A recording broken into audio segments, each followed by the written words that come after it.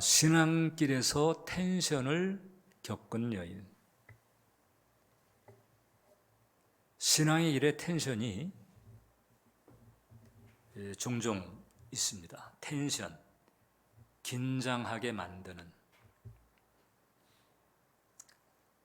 내 마음대로 하게 안 되는, 조금 더 적나라하게 표현해서 그냥 내 멋대로만 되지 않는 그와 같은 상황들을 맞닥뜨릴 때 이제 우리는 긴장을 하게 되죠. 근데 신앙의 길에서 그런 텐션들이 있다는 것입니다. 그리고 그 텐션들은 불가피합니다. 왜냐하면 하나님의 길이 나의 길과 다르고 하나님의 생각이 나의 생각과 다른 데서 오는 그 차이, 그 갭은 신앙의 과정에서 여러 가지 경우를 체험하고 연단을 겪으면서, 즉 그와 같은 텐션을 이제 맞닥뜨리면서 그 갭이 좁아지기 때문에 그렇습니다. 그 한 어머니의 이야기를 읽어본 적이 있습니다. 아들이 하나 있는데, 이제 크리스찬 가정이에요. 아들이 하나 있는데 이제까지 이제 그 아들 늘 밥 챙기고 옷 챙기고 아들의 삶과 관련된 그 모든 것들을 다 챙기던 그 엄마가 있었는데, 이제 이 아들이 대학에 진학을 했는데 이제 살고 있는 그 집을 이제 떠나야 되는 거예요. 기숙사에 들어가야 되는. 그래서 대학에 합격한 건 좋은데 이제 타지로 떠나게 된 그 아들이 이제 짐을 쌀 때에 이제 엄마 마음에 이런 거 저런 거 좀 챙겨야 되는데 이렇게 생각해가지고 그냥 자꾸 옆에 있으면서 너 이거 챙겼냐? 저건 넣었니? 이렇게 계속 이제 이제까지 했던 것처럼 이제 그렇게 챙기는데 드디어 이제 아들이 입을 열었습니다. 엄마, 이제부터 내가 알아서 할게. 그 얘기를 딱 듣는데 그 낯설은 말이거든요. 그 전에는 그냥 엄마 해주는 대로 이렇게 했는데 이 낯설은 말을 딱 듣고서는 이제 바로 얘가 컸네 이런 이제 대견함을 느끼게 됐지만은 동시에 이제 이 아이가 이제 내 품 안의 아이가 아니구나. 이제 자기 길을 가는구나 하는 이런 생각에서 가지는 거리감. 여기서 이제 묘한 쓸쓸함을 느꼈다는 거예요. 그래서 그날 밤에 이제 하나님께 이렇게 기도를 했답니다. 하나님, 이제 제 아들이 이제 제 품에서 벗어나 하나님 품으로 들어갑니다. 제가 아들을 내려놓겠습니다. 이렇게 이제 기도를 했다는 거예요. 이제 내 새끼인데, 근데 거리감을 느낄 때가 있습니다. 근데 우리가 신앙의 길을 걸어가면서 이제 그런 그 거리감과 유사한 필을 가질 때가 종종 있다. 우리가 중생하고 처음 이제 하나님 믿었을 그때 그 중생의 과정에서 애통함도 있지만은 거기는 기쁨이 그 신령한 기쁨이 있거든요. 이제 영의 세계를 깨달은 데서 오는. 그래서 그때 그 하나님의 그 사랑, 십자가의 은혜가 너무나 감사하고 감격스럽고 그냥 하나님하고 나하고만 있는 것 같고 막 이런 이제 이 친밀감, 그리고 그 기쁨이라고 하는 게 이제 감정의 영역인 거잖아요. 그래서 이제 그런 그 감정적인 반응들, 그래가지고 이 기쁨으로 그냥 평생 살아갈 것처럼 생각을 했었던 그런 때가 있는데, 그 뒤 이제 그 어느 때인가부터는 하나님은 더 이상 이제 내가 원하는 방식으로 움직여주지 않는 거예요. 그 어느 때인가서부터는 이제 하나님께서 이제 나의 틀을 깨는 일을 시작합니다.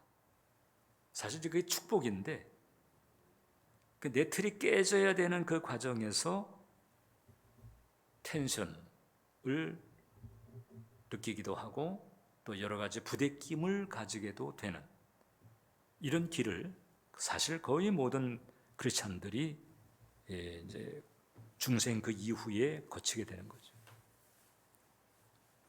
내 마음대로만 안 되는 거예요. 이걸 가장 큰 폭으로 겪은 사람이 바로 마리아입니다. 자, 지난주에 우리가 살폈던 것처럼 이제 마리아는 예수님을 낳았지만 아주 온전한 청지기 마인드를 가질 수밖에 없었다. 그 수태로부터 출산이라는 그 모든 과정에 하나님의 뜻이 너무나 명백해. 메시아를 잉태하고 출산하는 메시아예요. 그냥 필부가 아니에요. 그래서 뭐 잉태 때에서부터 이 특별한 그 은총을 이제 마리아는 기억하면서 이제 예수님을 양육을 해야 됐던 거잖아요. 그럼에도 불구하고 첫 번째, 자꾸 이제 그 익숙함 속에서 하나님의 뜻을 놓치는 때가 있다. 지금 오늘 우리가 읽은 그 성경 말씀은 예수님 12살 때 일입니다. 나사렛에 살다가 그 다음에 절기가 돼서 예루살렘을 방문했는데, 통상 이제 남자 걸음하고 여자 걸음하고 다르기 때문에 여자가 먼저 출발하고 그 다음에 남자가 그 뒤를 따라가고 이렇게 이제 두 그룹으로 나눠서 움직일 때가 많은 거예요. 자, 그러니까 이제 예루살렘에서 절기를 마치고 이제 다시 고향으로 돌아가는데, 그 요셉이 딱 보는데 예수 12살 된 예수가 안 보이는 거예요. 그 생각하기를 엄마하고 지금 가고 있겠구나 이렇게 생각해요. 이제 엄마 그룹은 이제 지금 앞으로 가고 있는데 예수가 안 보여. 뒤에는 아빠하고 오겠지. 이제 이렇게 생각하고 가다가 결국 어느 지점에서 딱 합류를 했는데 안 보이는 거예요. 그래서 다시 이제 이 요셉 부부가 예수님을 찾기 위해서 예루살렘으로 돌아와 가지고 여기저기 이제 찾고 다니는 거죠. 결국 이제 사흘이 지나고서 예수님께서 예루살렘 성전에서 그 박사들하고 율법사들하고 이제 토론하고 있는 대목에서 만나게 된 거예요. 그래서 이제 예수님을 만나가지고 얘야, 너 어떻게 여기서 이렇게 하고 있어? 이제 이렇게 했단 말입니다. 그랬더니 이때 이 예수가 뭐라 그랬는 거 아니? 어찌하여 나를 찾으셨나이까? 내가 내 아버지 집에 있어야 할 줄을 알지 못하였나요? 12살인데 내가 내 아버지 집에 있어야 될 줄을 그걸 아직도 지금 감을 잡지 못했냐? 이 얘기를 딱 하는 거예요. 지금 제 아버지가 육신의 아버지가 있잖아요. 육신의 엄마가 있고. 그런데 내 아버지 집, 그게 예루살렘 성전인데 거기서 이제 이 얘기를 딱 하는 거예요. 마리아가 이제 순간 깨달은 거예요. 이것도 내가 놓쳤구나. 이 아이가 단지 내 아들이 아니고 하나님의 아들이고 하나님께서 맡기신 사명을 따라가는 특별한 존재라고 하는 것을 또 깜빡한 거예요. 그냥 일상의 익숙함에 빠져 있다가 그 하나님의 섭리, 하나님의 계획, 그 하나님의 섭리와 계획이 비춰진 그 말씀에 대한 기억, 이게 이제 툭 패스를 해버린 거지. 내가 또 놓쳤구나. 자, 그러니까 이제 절박한 마음을 가지고 이 아이를 잃어버리면 어떻게 하나? 얘가 이러다가 큰일 겪으면 어떡하지? 고생하면 어떡하나? 뭐 해코지라도 당하면 어떡하나? 이렇게 했는데 딱 마주쳤는데 내 아버지 집에 있어야 될 줄을 알지 못하셨나이까? 여기서 또 이제 이게 내 아들이 아닌 거예요. 그러니까 모자지간이긴 한데 이게 딱 모자지간이 아닌 거예요. 그 엄마가 느끼는 거리감이 있는 거죠. 그 텐션이죠, 텐션. 이게 얘는 또 그냥 어미 마음 가지고 또 안 되는 아이구나. 마리아가 이제 그것을 깨닫게 되는 것입니다. 이런 그 텐션이 툭툭 있었을 것이다. 예수님 양육하는 과정에서 일단 12살 때 그렇죠. 예수님 8살 난지 이제 8일 만에 이제 그 성전에 데려왔을 때 그때 시몬이라고 하는 사람을 만나가지고 예언을 듣게 되는 거잖아요. 그때 그 예언이 칼이 내 마음을 찌르듯 하리라. 아기를 낳아가지고 성전에 이제 할례 때문에 데려갔는데 축복을 해줘도 부족한 판국에 칼이 내 마음을 찌르듯 하리라. 그 이제 십자가의 고통을 이제 옆에서 겪는 어미의 마음을 말하는 거거든요. 자, 이런 텐션들이 있는 거죠. 그냥 내 새끼라고 그냥 내 마음대로, 그걸 나쁘게 한다는 얘기는 아니에요. 그냥 인지상정인데 그 인지상정조차도 툭툭 뭐가 걸리는 것 같은 이런 텐션을 느끼는 거예요. 근데 우리가 신앙일에서 이제 이런 텐션들이 있다. 근데 이 텐션을 느끼는 게 감사한 거예요. 영적으로 무딘 사람은 이런 텐션을 느끼지 못합니다. 그냥 자기 생각대로 자기 마음대로 계속 이렇게 가는 거예요. 그 뭐가 안 되면은 이게 왜 안 되지? 뭐 이제 이런 생각도 하지만은 그렇게 그 자기 그 마음대로 가고자 하는 그 스타일을 놓지 못합니다.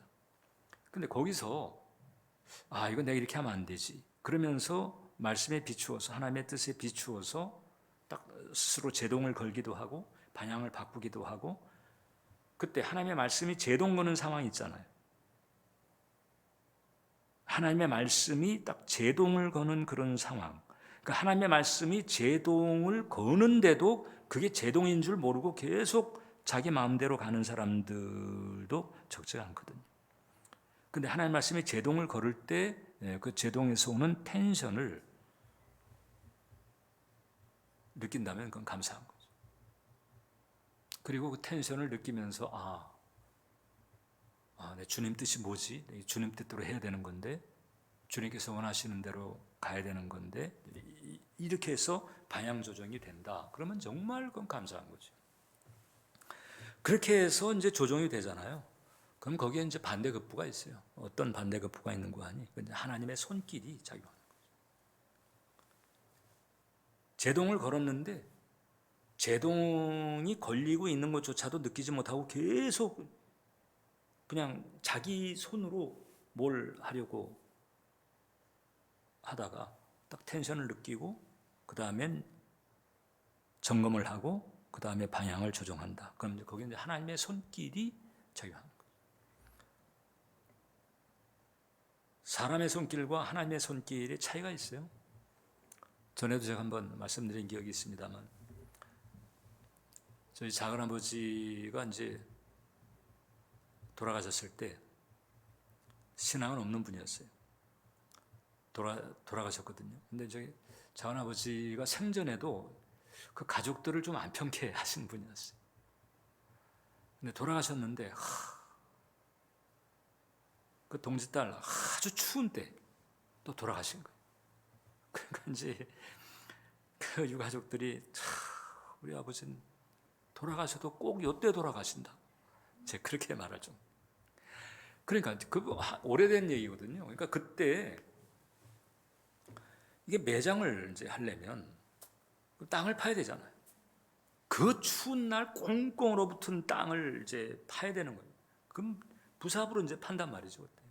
부삽과 곡괭이로 파는데 이 땅이 얼어가지고 그래서 하관하는 날인데 그냥 아침결서부터 그냥 벌벌 떨면 모두가 다 벌벌 떨. 이 땅이 잘 파지지가 않아요. 땅이 잘 파져야 어떻든 하관을 하고 그 다음에 이제 뭐 마무리를 딱 할 수가 있는데 땅이 안 파지니까 그래가지고 모두들 이제 고생하는 거예요. 근데 진짜 안 파지는 거예요. 그래서 도리 없이 대책을 이제 세워야 됐던 거예요. 어떻게 했는 거 아니? 그 이제 선산 밑에 있는 마을로 가가지고 거기서 이제 연결을 해가지고 그 크레인 있잖아요. 크레인 중장비를 이거 빌려야 된다. 안 그러면은 우리가 땅 파놓을 테니까, 아무튼 이게 얼마 걸리든 땅을 파놓을 테니까, 그 금촌에 이제 선산이 있었거든요. 땅을 파놓을 테니까 땅 파놓으면 그때 이제 하관을 하자. 그게 내일이 됐든 모레가 됐든 오늘은 이게 되기 어렵다. 이렇게 돼버려요. 근데 이제 유가족들이 이제 그렇게 될 수가 없었거든요. 그래서 결국 이제 크레인을 동원하게 돼요. 그렇게 삽질, 곡괭이질을 해도 요지부동이던 땅바닥인데 그 크레인이 중장비가 돌돌돌돌 하면서 그 산을 올라와가지고 그 다음에 그 묘자리 딱 간 거예요. 가가지고 이거 있잖아요. 이걸로 그냥 쾅 찍어버리는데 그거 한 몇 번 했나? 예. 야, 참. 그래서 이 삽질하는 거하고 크레인 한번 치는 거하고가 이게 우리 손길을 하고 하나님 손길이 그렇게 달라요. 하나님 손길이 이렇게 역사한다. 어떨 때 텐션이 걸릴 때 아차 이렇게 생각하고 방향을 제대로 잡는 거지. 방향을 제대로 잡는 게 뭔다는 하나님의 방식대로 하는 거예요. 하나님의 방식이 어디 담겨 있어요? 하나님 말씀 안에 담겨 있어요. 마리아가 깨달은 게 그거죠. 아하, 내가 생각이 짧았구나.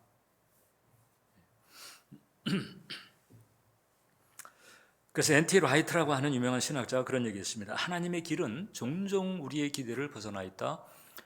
예수님을 이해하기 위해서는 먼저 우리의 익숙함을 내려놓아야 한다. 왜냐하면 그분의 생각과 나의 생각이 다르고 그분의 길과 나의 길이 다른 거예요. 그렇기 때문에 이런 갭이 있다고 하는 것을 깨달은 사람에게서 가장 지혜로운 자세는 뭔고하니 어떻게 해야 됩니까? 따라가겠나이다. 이게 제일 좋은 거죠. 그게 제일 좋은 거예요. 그걸 이제 잠언서는 범사의 그를 인정하라 이렇게 표현하는 것이고 나의 익숙함 이거는 하나님의 길과 다르잖아요. 하나님의 생각과 달라요. 나의 익숙함이라고 하는 것은 세상 풍조에 혹은 상식 수준에 이렇게 젖어 있는 거잖아요. 이건 하나님과 사이에 갭이 있잖아요. 그 갭을 내가 인정하고 아예 그냥 애저녁에 그냥 하나님 어떻게 하면 좋을까요? 하나님 하라시는 대로 하겠습니다. 전적으로 의탁하고 나아가는 게 가장 지혜로운 거예요. 두 번째, 자 이와 같은 텐션, 이런 거리감이 주는 텐션은 마리아의 삶에서 계속 점증합니다. 점증.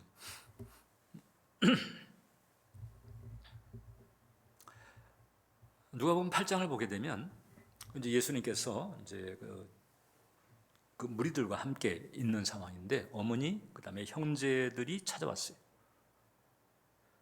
그럼 이제 이렇게 사역하는 중이라 할지라도 어머니와 형제들이 찾아왔어. 뭐 형제들은 또 모르겠는데 어머니가 계시잖아. 그러면 어머니 이렇게 할 수 있는 거잖아요. 근데 뭐라고 그랬는 거야? 그러니까 이제 그 예수님에게 주변에 있던 사람들이 그 어머니와 형제분들이 찾아왔습니다. 이렇게 이제 얘기를 전하니까 누가복음 8장 21절에 예수님이 이렇게 말씀합니다. 예수께서 대답하여 이르시되 내 어머니와 내 동생들은 곧 하나님의 말씀을 듣고 행하는 이 사람들이다. 이게 바꿔 말하면 진짜 내 어머니와 진짜 내 동생들은 어떤 사람들이냐? 육신, 이 혈육이 아니고 하나님의 말씀을 듣고 행하는 사람들이 진정한 내 가족이다. 이렇게 얘기를 해버린 거죠. 그러니까 마리아 입장에서 이 얘기를 딱 들었을 때 이거 여러분들이 그 입장이라면 얼마나 서운하겠어요, 그죠? 네? 아니 아무리 하고 있는 길과 가고 있는 길이 비범하다기로 내가 그래도 나 아니면 지가 어떻게 존재는 하겠어? 뭐 여러 가지 서운한 마음을 가질 수 있잖아요. 굉장히 또 낯설은 이와 같은 상황을 맞닥뜨려요. 그러니까 육적인 관계보다 영적인 원칙, 이것을 이제 우선한다는 거잖아요. 그러니까 여기서 또 이제 마리아는 또 한 번 이 텐션을 겪는 거죠. 이게 내 새끼가 아닌 건데 또 내가 또 내 새끼 하면서 했구나. 지금 이제 이 마리아와 예수님과의 이런 텐션은 우리가 이제 흔히 사극에서 보면 등장을 해요. 사극에서 어제까지 내 딸이었는데 오늘 중전이 됐어. 그럼 어제까지는 뭐 달래야 뭐 정자야 이렇게 불렀어도 오늘은 부모라도 이제 그 앞에서 딱 무릎 꿇고 절하면서 마마 이렇게 됩니다.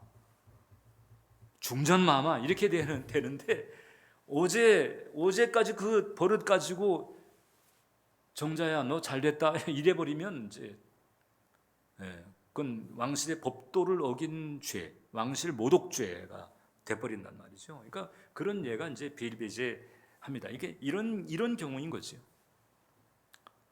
어떤 이 갭도 있고 격의 차이도 있다. 갭도 있고 격의 차이도 있다. 이런 텐션을 이제 마리아가 겪게 되는 것입니다. 그러면서 이제 마리아가 이 참 우리가 배워야 될 점 뭔고하니 이런 텐션을 딱 부딪혔을 때 바로 적응이 되는 거예요. 바로 교정이 돼요. 그래서 그 조건에 이제 이렇게 부응을 합니다. 시험에 들지 않고 섭섭이 들지 않고 바로 그 조건에 부응을 딱 하는 거예요. 헬렌 아웨인이 그런 얘기했습니다. 하나님과의 친밀함이라고 하는 것은 감정이 아니라 순종으로 재정이 돼야 된다. 그러니까 하나님과의 친밀함을 가지게 만드는 가장 기본 바탕은 순종이 가장 기본적인 바탕이 되는 것이다.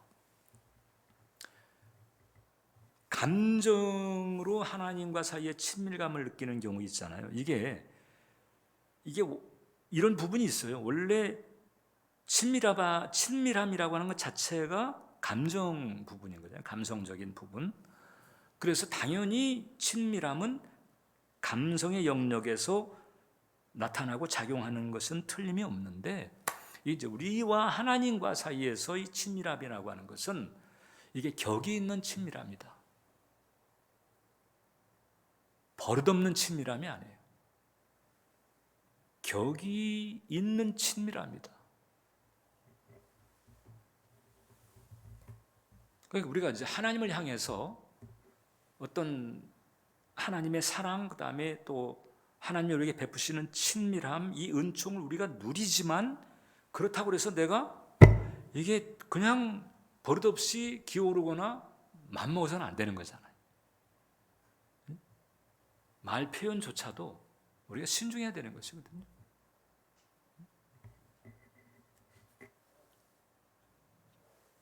그래서 이게 이제 감정으로만 이렇게 하다 보게 되면 하나님 말은 하나도 안 들으면서 그냥 감정적인 친밀함으로만 하나님과의 관계를 유지하는 경우가 이게 있을 수 있다. 그런 케이스들이 종종 있어요, 여러분. 보면. 근데 사실상 하나님과의 친밀함은 소위 격이 있는 친밀함이어야 된다. 그 격이 어떻게 유지가 되느냐? 그 격을 어떻게 인정하느냐? 순종하는 거죠. 마리아는 이게 된 거예요. 마리아는. 그래서 이게 이제 물러나야 될 때를 알고 그 다음에 엎드려야 될 때를 아는 거예요. 이 텐션의 정점, 마리아에게 있어서 이 텐션의 정점은 십자가입니다. 십자가 사건. 요한복음 19장을 보면 예수의 십자가 곁에는 예수님께 십자가에 달린 상태예요. 그 어머니와 이모와 글로바의 아내 마리아와 막달라 마리아가 섰는지라 예수께서 자기 어머니와 사랑하시는 제자가 곁에 서 있는 것을 보시고 자기 어머니께 말씀하시되 여자여 보소서 아들이니이다. 예수님께서 마리아에게 여자여라고 표현한 것이 갈릴리 가나에서 첫 기적을 행할 그 세팅에서 한번 그런 적이 있고, 이제 막판에 이제 십자가에 달리셔서 엄마를 향해 가지고 여자여 이렇게 이제 표현하는 거예요. 근데 지금 이제 이 마리아는 칼이 내 마음을 찌르듯 하리라고 하는 그 예언이 지금 이제 이루어지고 있는 그 고통스러운 상황이에요. 메시아의 비범함을 알고 여러 차례 이 하나님의 뜻과 자기의 익숙함이 상충하는 데서 오는 그 텐션을 겪은 바 있었지만은, 그래도 십자가에 달려서 죽어가는 그 모습을 볼 때 엄마의 마음이 얼마나 고통스럽겠어요. 칼이 내 마음을 찌르듯 하리라. 감정적인 고통도 있는 거죠. 감정적인 고통이 더 이제 심하죠. 그러니까 우리가 이제 신앙생활에서 감정이 기쁨을 누리게도 하지만은 감정이 또 많은 시험을 타기도 하거든요. 이 마리아는요, 이때 이게 극심한 고통이잖아요. 차라리 내 자식을 죽이려니 나를 죽이세요. 나를 대신 죽이세요. 이 엄마의 마음이잖아요. 그렇잖아요? 네. 나를 대신 죽여라. 이게 모성애거든요. 차라리 내가 죽고 말지, 이게 모성애거든요.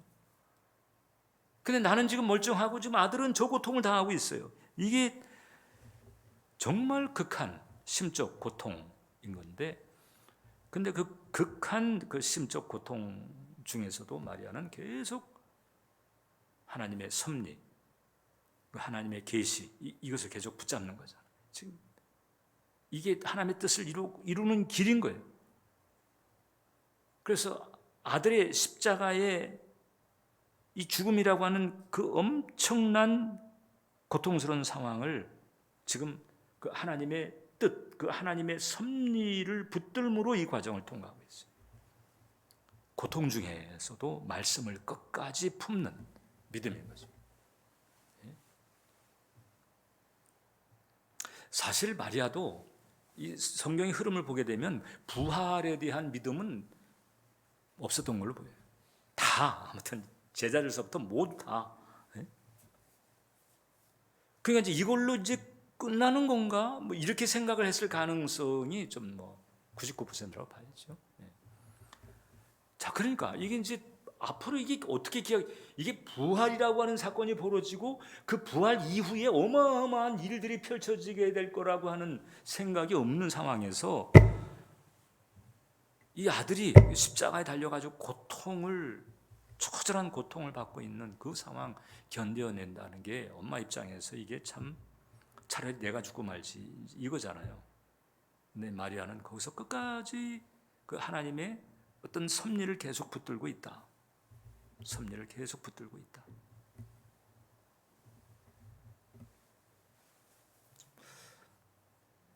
그래서 저는 이제 마리아가 예수님의 그 부활에 대한 이 부분을 어떻게 생각했을까 굉장히 궁금해요. 다른 제자나 막달라 마리아나 이 글로바 아내 마리아가 참 많아요. 근데 예수님의 엄마였던 마리아는 어땠을까? 이 대목은 제가 좀, 왜냐하면 카톨릭에서는 무오설까지 얘기하거든요. 마리아 무오설까지 얘기해요. 근데 어떻든 끝까지 하나님의 섭리를 붙드는 그 믿음을 가지고 지금 이 곤혹스러운 상황을 이게 견뎌내고 있다라고 하는 거죠. 그러니까 이제 이런 마음을 가졌다 이렇게 보면 돼요. 어떤 마음인 거냐? 하나님, 내가 지금 이해하지 못해도 당신의 뜻이라면 따르겠습니다. 내가 지금 이해하지 못해도 당신의 뜻이라면 내가 감당하겠습니다. 이런 거죠. 그러니까 이제 마리아는 이미 그간에 여러 차례 쭉 겪어오면서 이제 예수님과의 관계, 또 예수님을 대하는 마음, 이미 이제 훈련을 받은 거예요. 근데 이제 십자가 사건이라고 하는 이 클라이막스에서, 이 고통의 클라이막스에서 이제 마리아는 그 고통 안에서도 말씀을 끝까지 품는 거죠. 그래서 이런 텐션이 주는, 현실적으로 이게 참 기가 막힌 현실이잖아요, 이게. 예? 예, 그런데 마리아는 여기서 실족하지 않는다. 왜냐하면 하나님의 섭리를 하고 그 다음에 그 섭리를 주시는 하나님을 신뢰했기 때문에. 그래서 이제 이런 그 텐션을 통과를 합니다. 통과를 했더니 그 다음에 예수님의 부활이 있었고 그 다음에 예수님의 부활 사건 이후에 사실상 마리아는 카톨릭에서는 좀 너무 나갔지만 예수님의 부활 이후에 그리고 초대교회 시대에 그 마리아가 이제 소천할 때까지 마리아는 초대교회의 데모 같은 존재. 그 사극으로 치게 되면은 뭐 대왕 대비 있잖아요. 대왕 대비. 그 급입니다. 이 기독교라고 하는 이 영적인 그 영역에서는 이 땅에서 이 기독교라고 하는 영적 하나님 나라가 있지만 이 땅에서는 기독교라고 하는 그때 당시의 영역에서는 마리아는 대모 대비 같은 역할을 하는 거죠. 어마어마한 존경을 받고 지극정성의 섬김을 받고 초대교회 마리아가 한번 떴다. 여러분 예수님의 어머니 마리아가 와가지고 간정 집회를 한대. 그 존경의 마음이 어떻겠어요? 나중에 이제 에베소에 가 살거든요. 에베소에 이제 사도 요한하고 살아요. 요 얘기 이제 다음 주에. 요 얘기 들어가면 또 길어. 그러나 지금 여러분 무슨 얘기인지 알겠죠? 그 텐션을 하나님에 대한 신뢰로 바꿔 말하면 말씀으로 그것을 그냥 감당을 해내버리니까 그 다음에 그 실행의 과정이 딱 끝나고 난 뒤에는 영광이 그냥 어마어마한 영광이 카톨릭은 너무 나가가지고 그 마리아한테 기도하고 막 마리아를 숭상하고 막 그렇게까지 잘못될 정도로 그렇게까지 안 해도 마리아에게 주어진 그 십자가 사건 이후에 그 하나님의 영광이라고 하는 것은 뭐 참 말로 다 할 수 없는 그냥 교회에 뭐가 있든지 아무튼 마리아의 유권 해석 하나면 그냥 다 조용하게 정리가 되는 거죠. 이런 축복을 마리아가 누리게 되는 거예요. 하나님의 손길, 하나님의 보상이 있다. 그러니까 여러분 이 익숙함 혹은 내 육신 여기에 지지 말자. 아무튼 내가 부대끼고 있는 상황이 있지만은 우리는 하나님 말씀 붙잡고 그냥 하나님 신뢰하는 마음으로 끝까지 가자. 끝까지 가자. 그거예요. 그렇게 되면 하나님은 그냥 막 끝도 없이 우리를 그렇게 고생시키지 않아요. 틀림없이 어느 시점에 주님께서 반전의 모멘텀을 열어주시는 것입니다. 한번 따라서 해보세요. 하나님, 이해하지 못해도 감당하겠습니다. 말씀으로 감당하겠습니다. 말씀을 따르겠습니다. 이 마리아가 우리에게 가르쳐주는 거죠.